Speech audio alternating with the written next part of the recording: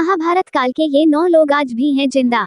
महाभारत के युद्ध के बाद बहुत से योद्धा बच गए थे, उनमें प्रमुख 18 थे। महाभारत के युद्ध के पश्चात कौरवों की तरफ से 3 और पांडवों की तरफ से 15 यानी कुल 18 योद्धा ही जीवित बचे थे, जिनके नाम हैं कौरव के कृतवर्मा, कृपाचार्य और अश्वत्थामा, जबकि पांडवों की ओर से युयुत्सु, युधिष्ठिर, अर्जुन, भीम, नकुल, सहदेव, कृष्ण, सात्यकी आदि। लेकिन हम यहाँ बता रहे हैं ऐसे 9 लोगों के नाम जो महाभारत काल में थे और आज भी हैं। 1. महर्षि वेद व्यास। महर्षि वेद व्यास का नाम कृष्णद्वैपायन था। वे पराशर ऋषि और सत्यवती के पुत्र थे। वेदों के भाग करने के कारण उन्हें वेद व्यास कहा जाने लगा। उन्होंने ही महाभारत गणेश जी से लिखवाई थी। वे 28वें वेद व्यास थे। धृतराष्ट्र, पांडु और विदुर को महर्षि वेद व्यास का ही पुत्र माना जाता है। इन्हीं 3 पुत्रों में से एक धृतराष्ट्र के यहाँ जब कोई पुत्र नहीं हुआ तो वेद व्यास की कृपा से ही 99 पुत्र और एक पुत्री का जन्म हुआ। महर्षि व्यास पितामह भीष्म के सौतेले भाई थे।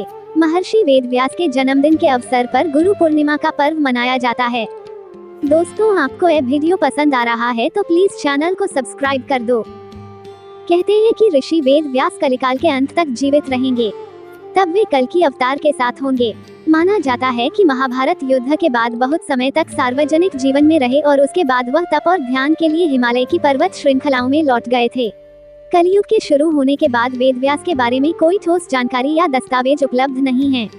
हालांकि कहा जाता है कि प्रथम जातक कथा में उन्हें बोधिसत्व कहा गया है। दूसरी जातक कथा में उन्हें महाभारत का रचयिता और इससे जुड़ा हुआ व्यक्ति बताया गया है। 2. महर्षि परशुराम। वैसे परशुराम तो रामायण के काल के पहले से ही जीवित हैं। इनके पिता का नाम जमदग्नि और माता का नाम रेणुका था। ऋचिक सत्यवती के पुत्र जमदग्नि रेणुका के पुत्र परशुराम थे। रामायण में परशुराम का उल्लेख तब मिलता है जब भगवान श्री राम सीता स्वयंवर के मौके पर शिव का धनुष तोड़ देते हैं। तब परशुराम ये देखने के लिए सभा में आते हैं कि आखिर यह धनुष किसने तोड़ा। महाभारत में परशुराम का उल्लेख पहली बार जब मिलता है जब वे भीष्म पितामह के गुरु बने थे और एक प्रसंग के अनुसार उनका भीष्म के साथ युद्ध भी हुआ था। दूसरा जब वे भगवान श्री कृष्ण को सुदर्शन प्रदान करते हैं और तीसरा जब वे कर्ण को ब्रह्मास्त्र की शिक्षा देते हैं। मान्यता है कि परशुराम भी चिरंजीवी हैं। वे भी महर्षि वेद व्यास की तरह कलिकाल में कल्कि अवतार के साथ होंगे। कठिन तप से प्रसन्न हो भगवान विष्णु ने उन्हें कल्प के अंत तक तपस्यारत भूलोक पर रहने का वर दिया है। दोस्तों, आपको यह वीडियो पसंद आ रहा है तो प्लीज चैनल को सब्सक्राइब कर दो।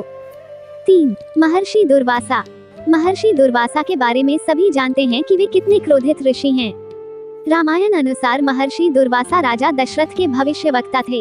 इन्होंने रघुवंश के लिए बहुत भविष्यवाणियां भी की थी। दूसरी ओर महाभारत में महर्षि दुर्वासा कुंती को मंत्र देते हैं तो द्रौपदी की परीक्षा लेने के लिए अपने 10,000 शिष्यों के साथ उनकी कुटिया पहुँचे थे। एक जगह वे कृष्ण के पुत्र सांब को श्राप देते हुए भी बताए गए हैं। महाभारत काल में भी उनके होने की चर्चा कई जगह की गई है। उन्हें भी चिरंजीवी होने का वरदान प्राप्त है। 4. जामवंत। परशुराम और हनुमान से भी लंबी उम्र है अग्निपुत्र जामवंत जी की, क्योंकि उनका जन्म सतयुग में राजा बलि के काल में हुआ था। जामवंत त्रेतायुग राम के साथ थे और द्वापर युग में श्री कृष्ण के ससुर बने थे। भगवान श्री कृष्ण को स्यमंतक मणि के लिए जामवंत के साथ युद्ध करना पड़ा था। जब श्री कृष्ण युद्ध जीत रहे तो जामवंत को आश्चर्य हुआ। उन्होंने तब अपने प्रभु श्री राम को पुकारा और उनकी पुकार सुनकर श्री कृष्ण को अपने राम स्वरूप में आना पड़ा। तब जाम्बवंत ने समर्पण कर अपनी भूल स्वीकारी और उन्होंने मणि भी दी और श्री कृष्ण से निवेदन किया कि आप मेरी पुत्री जाम्बूति से विवाह करें। जाम्बूति कृष्ण के संयोग से महाप्रतापी पुत्र का जन्म हुआ, जिसका नाम सांब रखा गया। इस सांब के कारण ही कृष्ण कुल का नाश हो गया था। जामवंत आज भी जीवित हैं क्योंकि उन्हें भी प्रभु श्री राम से एक वरदान मिला था। वे भी कल्कि अवतार के समय उनके साथ रहेंगे। 5. हनुमान जी। सर्वशक्तिशाली और भक्तों के कृपालु हनुमान जी के कारण ही राम और रावण युद्ध में श्री राम जी ने विजयश्री प्राप्त की थी। उनका प्रताप तो चारों युगों में है।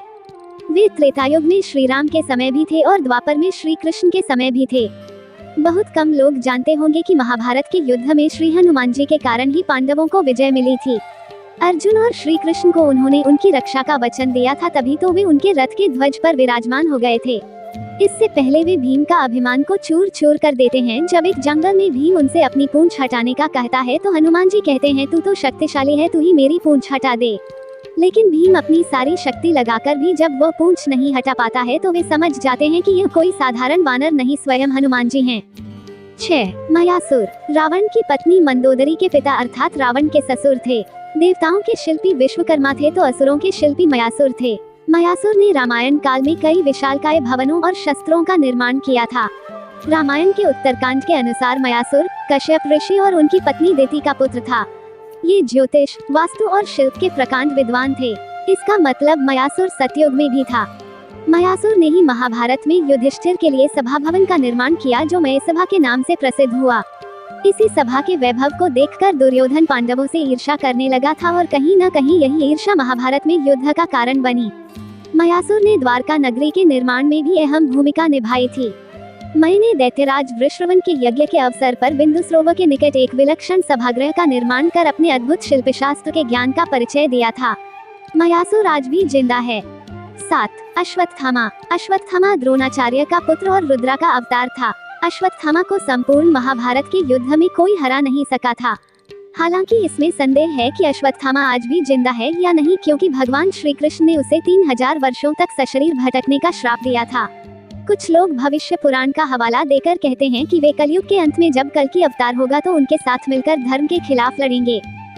यह अलग बात है कि शाप से मुक्त होने के बाद भी अश्वत्थामा अपनी इच्छा से जिंदा हो, क्योंकि इतने हजार वर्षों तक जिंदा रहने वाला सामान्य मनुष्य भी खुद की शक्ति से ही जिंदा रहना सीख जाता होगा, और वे तो अश्वत्थामा थे। 8. कृपाचार्य। दोस्तों, आपको यह वीडियो पसंद आ रहा है तो प्लीज चैनल को सब्सक्राइब कर दो। महाभारत के अनुसार कृपाचार्य कौरवों और पांडवों के कुलगुरु थे। कृपाचार्य गौतम ऋषि पुत्र हैं और इनकी बहन का नाम है कृपि। कृपि का विवाह द्रोणाचार्य से हुआ था। कृपाचार्य अश्वत्थामा के मामा हैं। महाभारत युद्ध में कृपाचार्य ने भी पांडवों के विरुद्ध कौरवों का साथ दिया था। कृपाचार्य की गणना 7 चिरंजीवियों में की जाती है, जिनमें विभीषण, राजा बलि भी शामिल हैं। 9. ऋषि मार्कंडेय। भगवान शिव के परम भक्त हैं ऋषि मार्कंडेय। इन्होंने शिव जी को तप कर प्रसन्न किया और महामृत्युंजय मंत्र सिद्धि के कारण चिरंजीवी बन गए। मार्कंडेय ऋषि वनवास के दौरान युधिष्ठिर को रामायण सुनाकर धैर्य रखने की सलाह देते हैं।